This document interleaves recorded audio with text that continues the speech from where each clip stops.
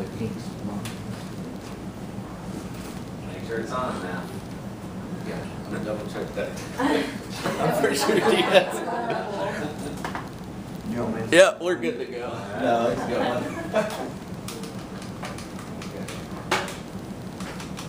All right, for those of you who don't know me, my name is Brian Manley. According to an article written by Eric Masinski, and published on January 14th by Bloomberg News, the fantasy sports industry generated over $3.6 billion in 2013. The NFL is particularly known, of course, for professional football. But one of the growing fields that it does have is in fantasy sports and its coverage of fantasy football, either writers, experts, analysis, whatever.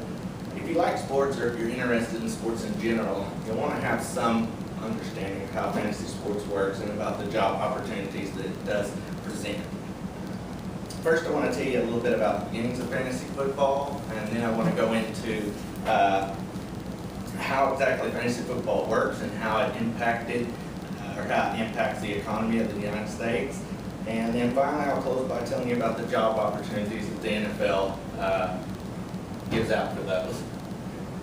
Let me begin by giving you a little background on fantasy sports and showing you how it works. Fantasy sports can trace their roots back to the 1960s by a guy named William Campson, a Harvard sociologist.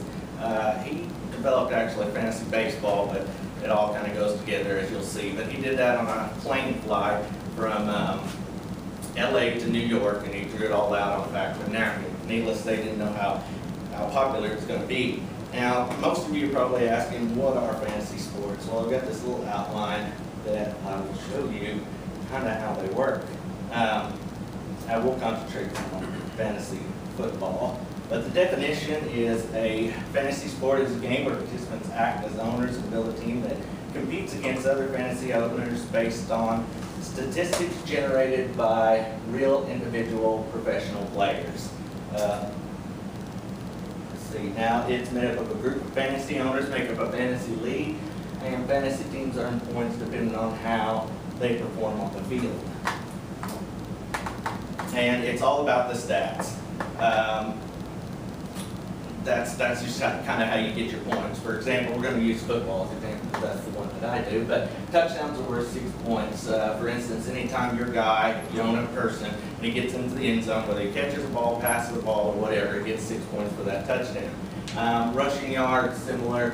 10 rushing yards equal a point, and receiving yards equal a point, 25 passing yards is a point, fumbles, interceptions, -1. That's just kind of an example of how it works.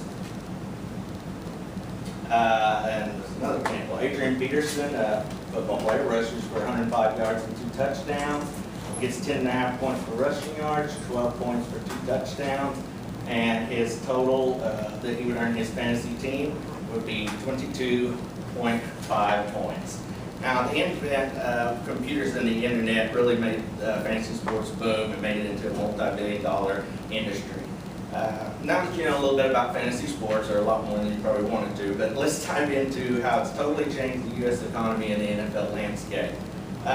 According to Abby Clanson in an article written for Advertising Age, in 2006, 15 million people played at least one fantasy sport. That number since then has more than doubled to about 33 million people now.